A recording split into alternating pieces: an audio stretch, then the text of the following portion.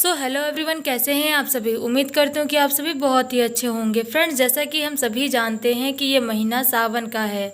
सावन का यह महीना हिंदू धर्म में बहुत ही ज़्यादा महत्वपूर्ण माना जाता है। इसका हिंदू धर्म में बहुत ही विशेष स्थान है। ऐसा कहा जाता है कि सावन के इस महीने में यदि हम महादेव की सच्चे मन से पूजा अर्चना करते हैं तो इसका हमें शुभ फल शीघ्र अतिशीघ्र मिल जाता है।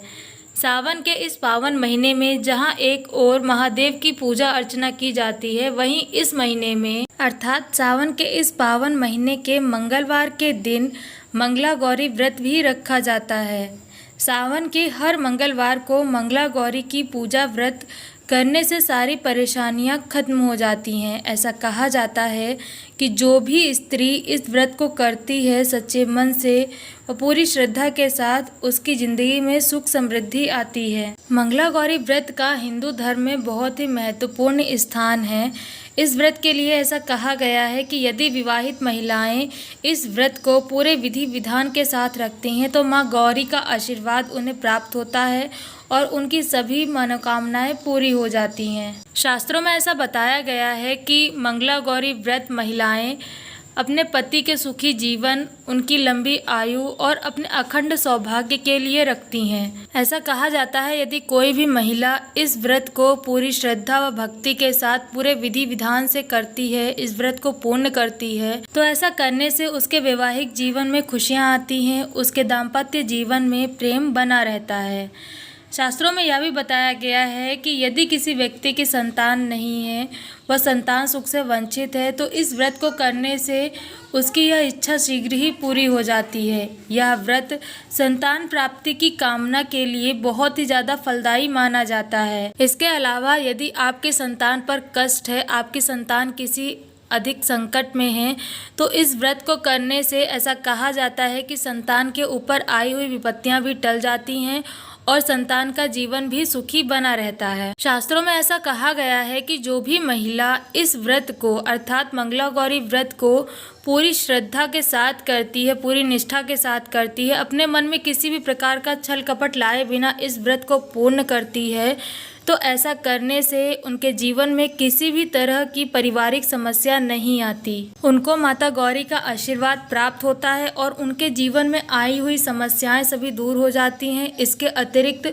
जो मुसीबत आने वाली होती है वह मुसीबत भी टल जाती है। सावन के इस पावन महीने में पड़ने वाले इस मंगला गौरी व्रत को यदि कोई कुंवारी कन्या रखती है, इस व्रत को पूरे विधि विधान के साथ सच्ची भक्ति व श्रद्धा के साथ संपूर्ण करती है, तो ऐसा करने से उस कुंवारी कन्या को सुयोग्य वर की प्राप्ति होती है। केवल इतना ही नहीं, यदि उस कन्या के विवाह में किसी भी प्रकार की कोई भी अड़चन आ रही होती है तो विवाह में आने वाली अड़चनें भी दूर हो जाती हैं। ऐसा कहा जाता है कि यदि कोई कन्या मांगलिक है और मांगलिक होने की वजह से उसका विवाह नहीं हो पा रहा है, उसके विवाह में अड़चनें आ रही हैं, तो अगर वह इस व्रत को रख सकती है और इस व्रत को पूरे विधि विधान के साथ सच्ची भक्ति व श्रद्धा के साथ संपूर्ण करती है, साथ ही मंगलवार के दिन मंगला गौरी के साथ ही हनुमान जी के चरण में सिंदूर लेकर उसका टीका अपने माथे पर लगाती है,